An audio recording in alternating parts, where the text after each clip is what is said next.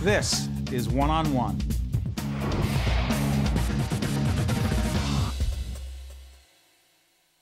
There he is, Jamal Dickerson, Director of Bands and Instrumental Music Teacher at Creative Arts High School in beautiful Camden, New Jersey. Good to see you, Jamal. Same here. Good to see you, sir. This is part of our A+ for Excellence series. We're doing cooperation with our partners at the NJEA, New Jersey Education Association. We're about to see a clip of some of the work that you do through the Classroom Close-Up series that the NJEA does. Okay. Tell us where you work and why you love it. I mean, I work in Camden. I love it because I grew up there. I'm a Camdenite myself. I went off to college. I graduated from all of the schools, the public schools in Camden. I went off to college on scholarship, came back to teach and be able to give back the same way teachers gave to me. You love music? Love it. Every day of my life, I'm involved in music, whether I'm teaching, performing myself, or whatever, and that's what makes me enjoy life. For me, getting a check for that is almost like stealing. You know, let me tell you something. One of your coworkers told their producers that you don't really know when payday is. Yeah, I'm telling you. I mean, it's just, you know, go by. The days go by, and one of my friends, a colleague at the school, said, "Hey, what's today's date?" And it was the 15th. I said, I can't quite remember. Come on, man. It's the 15th. All of us know what day it is. Yeah. You ready to see the tape? Cool. Let me tell you something. I've seen this. It'll blow you away. It comes from Classroom Close-Up, our friends at the NJEA. Jamal's got a heck of a story to tell. Here it is.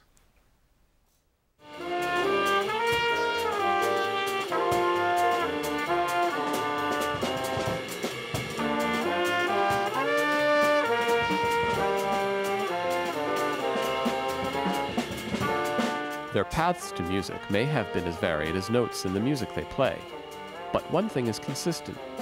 Guiding them at each level is a trio of music teachers, one in elementary school, one in middle school, and one in high school. Two are brothers, the third a childhood friend. Together they form a musical thread.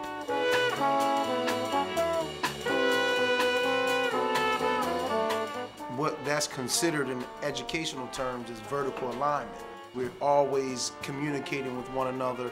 We can collaborate so that by the time they get to high school, they're kind of prepared. They have this set foundation so that we can use that foundation on which to grow.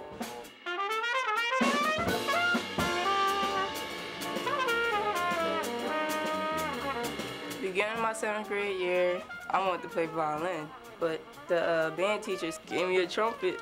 At first I was like, I'm supposed to play this. I don't want to play this thing.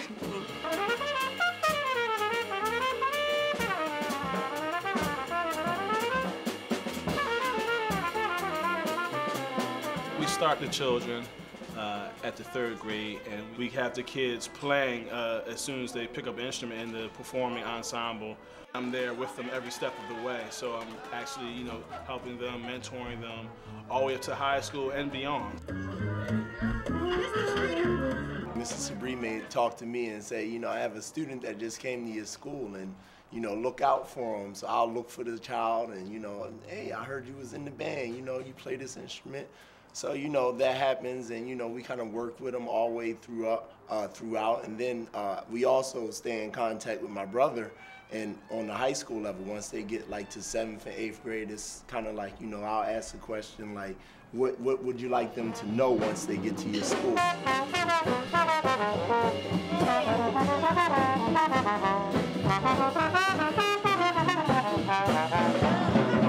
kind of vertical alignment that we're doing from Mr. Sabri, moving on to my brother at the middle school, and then here at the Creative Arts High School. So here in Camden, New Jersey, you know, we're just an example of vertical alignment through music. So if we could get math and English and science and all of the other, you know, art forms and educational forms, academic forms, to all kind of like piggyback off of this concept, you can just see that sky's the limits.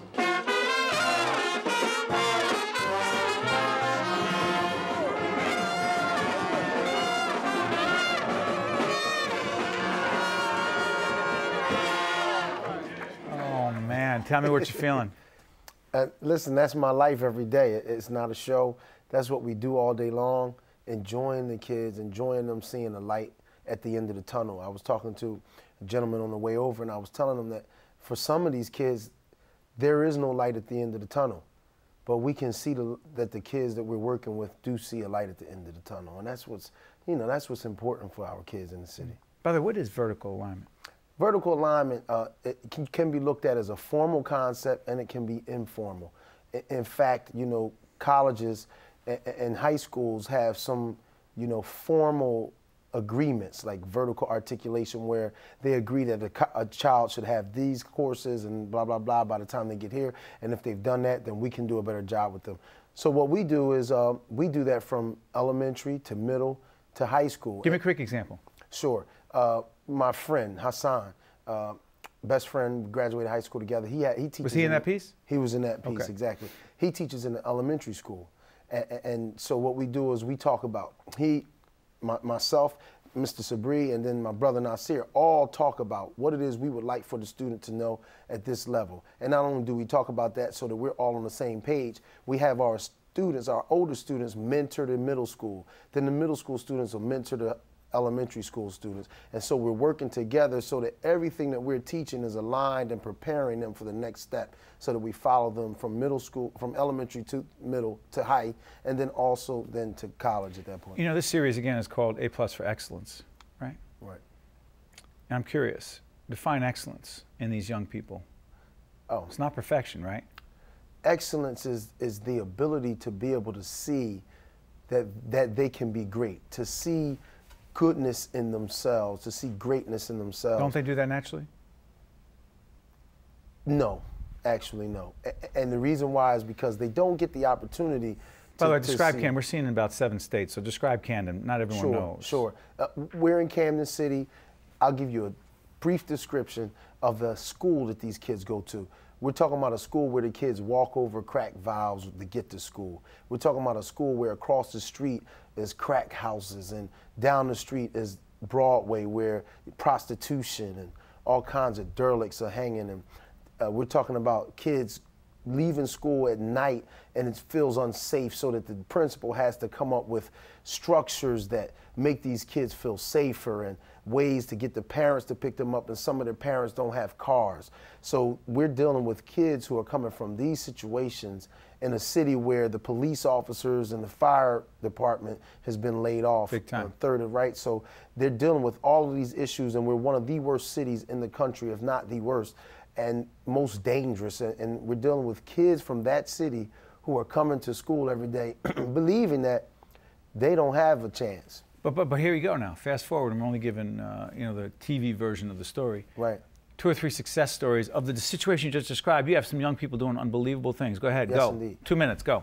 We have Alex Cummings, who's one kid. Alex Cummings went through the program. I taught him in 4th grade. And then I had a chance to get to the high school, so I called him again when he got back to high school. We followed him through this vertical articulation. And he's now studying at Oberlin Conservatory in Ohio, one of the top conservatories in the country. Who's Lawrence? Lawrence Galloway is a student who started with my brother, and we followed him through it. My brother Nas, right. He's a senior now, and he's auditioned at Oberlin Conservatory. I just got off the phone with them yesterday. They said, give me his transcript. We're going to wait on the phone until his transcript is faxed. And she waited. I faxed it over. She said they loved his audition so much, we have to wait for this transcript. And then he went to New York, actually, too. So he's tussling between being in the Big Apple or going to Oberlin Conservatory to study. So right now he's having great opportunities put in front of him, and it's based on this vertical alignment. 30 seconds. How much do you love being a teacher? I would do it every day, whether I was paid for it or not. While I have 6 children and a wife in the home, I still am excited about teaching every day, whether the payment is big enough or not. I would do it whether I got 0 for it. That's how much I enjoy working with these students. Jamal, you're a role model for all of us, and particularly you make all teachers and all of us proud of the work you do. Thank you, Jamal. Thank you. Funding for this edition of One-on-One with Steve Adubato has been provided by the New Jersey Education Association, working for great public schools for every child. Wells Fargo, the law firm of Gibbons PC, PSC&G, committed to improving New Jersey's economy and strengthening its communities. And by Barnabas Health, Promotional support provided by the Star Ledger and NJ.com, Everything Jersey. Transportation provided by Airbrook Limousine, serving the metropolitan New York, New Jersey area. One-on-One with Steve Adubato has been produced in partnership with St. Joseph's Healthcare System.